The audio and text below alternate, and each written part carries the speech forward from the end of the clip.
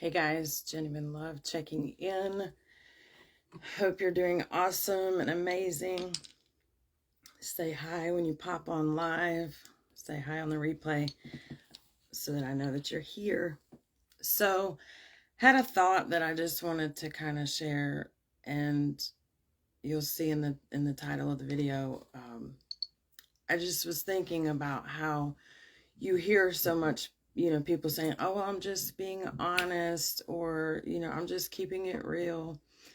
But if you're not keeping it honest and if you're not keeping it real from a space of love, then you might as well just be quiet, because you're not going to get the results that you're looking for. And the thing about it is, we can't avoid triggers. It's just going to be part of the human experience. Sorry to break the news to you. But what we can do is really master how we show up when we're in a space of being triggered.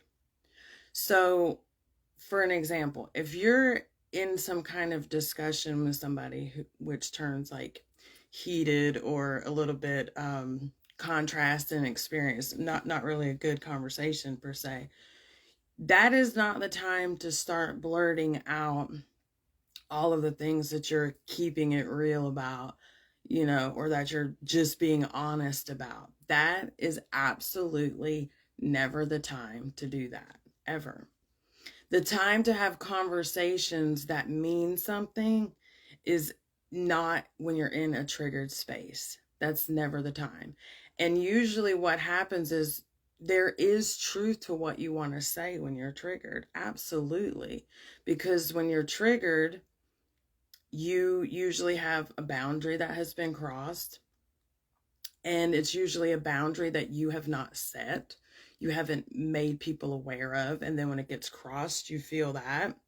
Usually we have some kind of experience that is touching on a pain point from something that we had experienced a long time ago, and we never really fully healed from that. And so now this current experience is like activating that.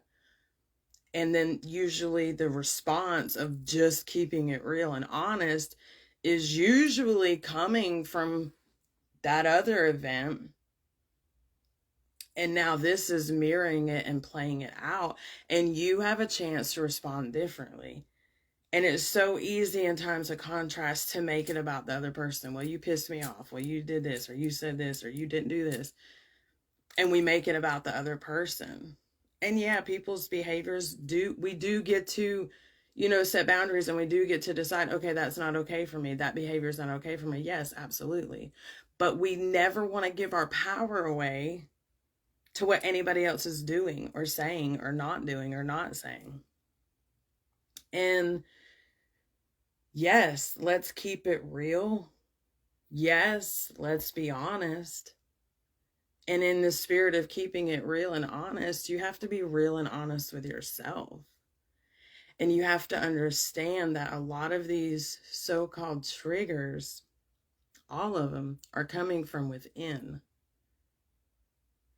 And so where can we be honest with ourselves about where we're not setting our boundaries, or we're setting them and we're not honoring them?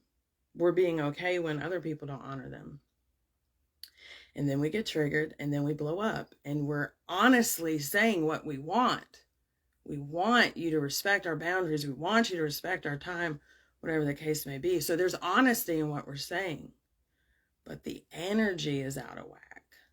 The energy is coming from a place of defensiveness and, separation.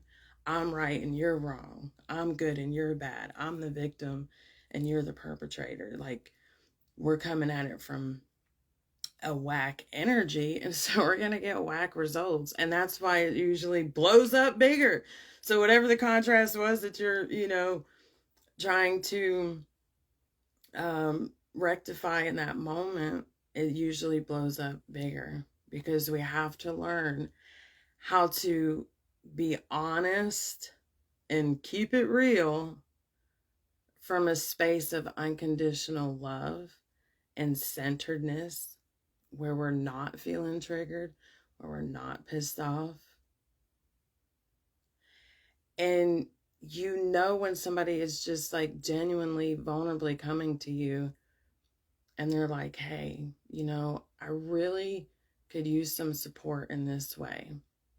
I really would like for you, when you're angry, to just not talk to me until you calm down, or I would like for you to not raise your voice, or I would like, I'm just using examples. The point here is you want to have these conversations when you're not triggered, when the other person is not triggered, when you are in a space of centeredness, you know, because that's going to give you the result that you want. The result that you want is peace and harmony and expansion. And if we continue to keep it real in times of triggers, and we continue to just spew out all of the hurt and the pain onto this other person, it's just going to keep the cycle of, you know, anger and frustration and disharmony and disconnection going. And we do have choices, period. Yes, absolutely. If you follow me, you know I'm for the boundaries. I'm for self-love, self-care, what's doing best for you. Absolutely. And this is what's best for you. What's best for you is that when you share with people the things that are important to you, your boundaries, your truth, it's really beneficial for you and them, for you to do it in a space of love and centeredness and not being triggered. So also keep that in mind for yourself. This isn't just about anybody out there. It's always about us in here first. So when you're in a space where you're feeling triggered or upset, don't talk to yourself in judgments. Don't be so hard on yourself. You know, talk to yourself with love, as a loving parent would talk to their child.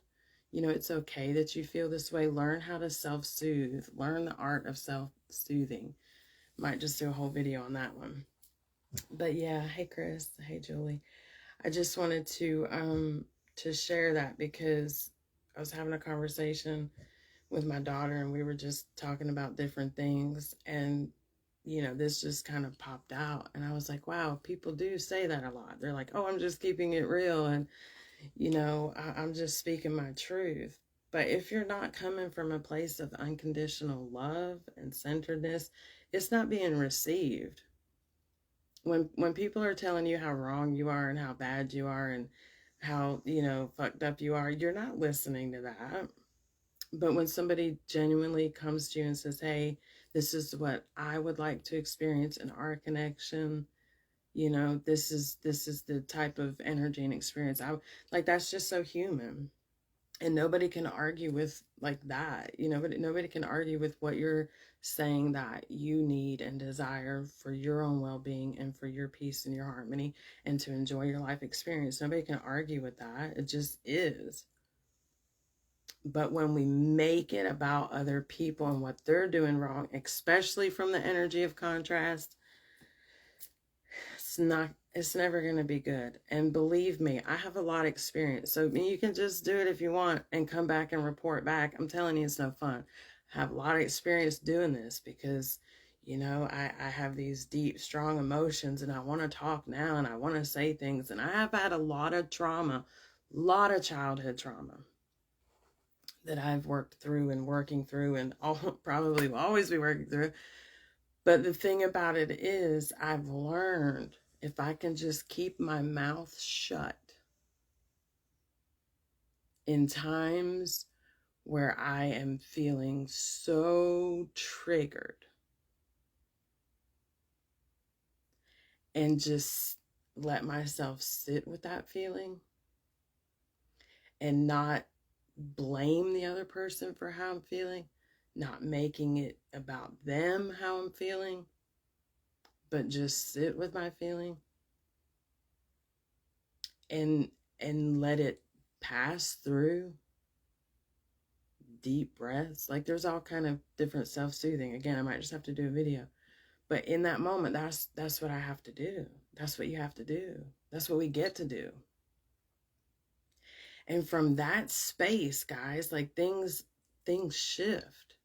Things really do shift. The energy of the interaction shifts. You don't have to have two people on board.